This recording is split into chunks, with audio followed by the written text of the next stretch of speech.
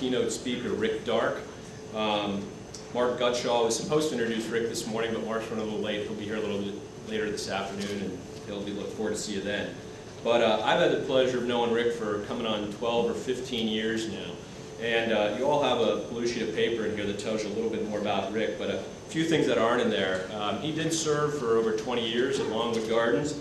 As mentioned earlier, he has books, The American Woodland Garden and the Encyclopedia of Grasses for a Livable Landscape. We're also highly anticipated book coming out called The Wild Garden this fall. On a personal note, whenever I've seen Rick on an agenda for a meeting such as this, I've always tried to make it. If there's people here that haven't heard Rick, you're really in for a treat today.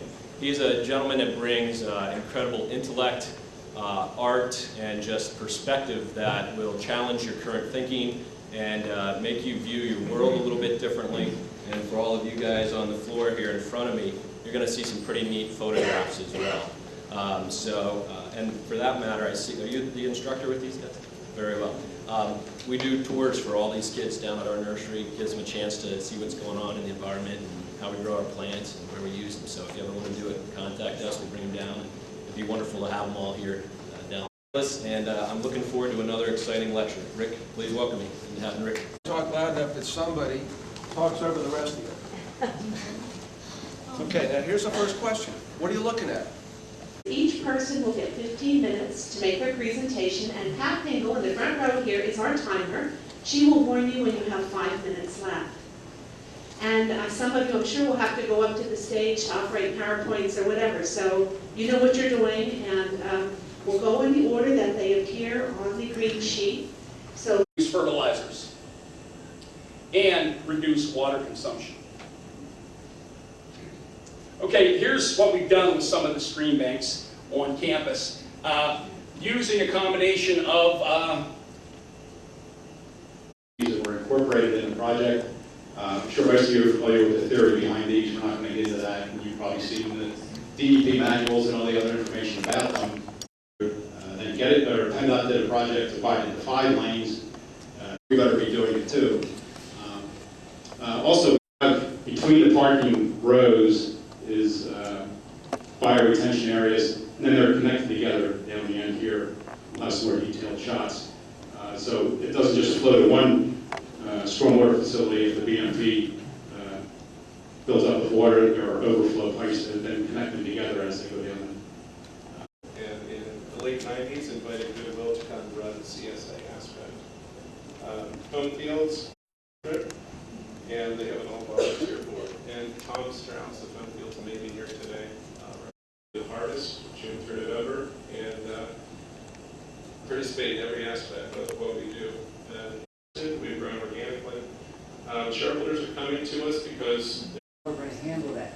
And what we did was the developer looked at doing 100% measures. Everything from rain gardens to porous sidewalk to things like that. And the good folks here at Stormwater PA, which is produced by Green Tracks, came out last year and they did a case study of this development. In the development, you'll see the developer speaks about the process. The engineer that did the design, he also speaks, as well as, I was not with the township at the time. This went through the approval process. But Dr. It's more or less the shape of a bowl. You're not technically allowed to. Soil conditions, geology, drainage, local drainage patterns. First, just to orient meeting area, you can see from this aerial a field guide to some of the common grasses of southeastern Pennsylvania. And that was written by Elkins West Interaction at the site. We used about 7 sustainers already there. We really tried to cross the stream. it stands next to me. Hi. I'm curious about using. I think for someone who had a larger scale operation with the necessary equipment and could maybe focus on that operation, we're fairly small scale and our intent is just for the green mat. Try to do some more connection to the site, and in doing so, hopefully buffer those adjacent landowners. We did try to buffer them from the public spaces. I think one of the things is within the DCNR grant process, you are required to have public input, you're required to have so many public meetings. We included and sent letters to all of those neighbors every time we decided we were doing something. For example, we just went out to bid for the next phase of the project. We send letters to those neighbors and say, please contact us if you have any questions, that sort of thing. So the neighbors... Electricity we generate on site to run our own operation because of the penalties. If we would ever have to go to backup power, if our facility stopped generating, we were down, the penalties are greater than what we would save by using our own electricity. Adjacent to this lounge, but please know that there is another on the other side. Your cue to move to the afternoon concurrent sessions will be the conclusion.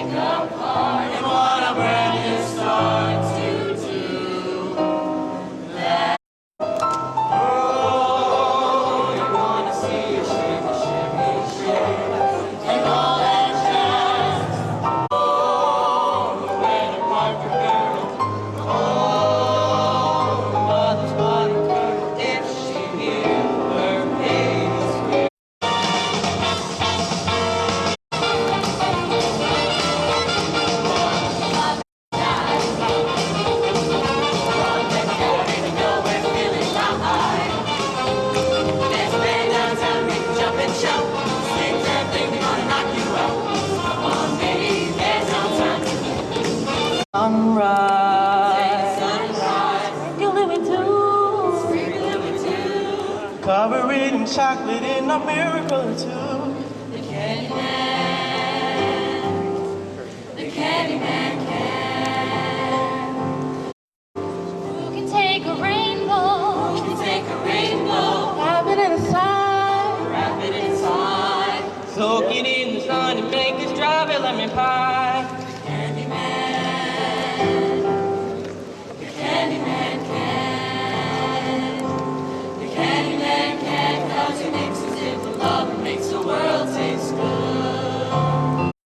Hershey's, the great American chocolate bar.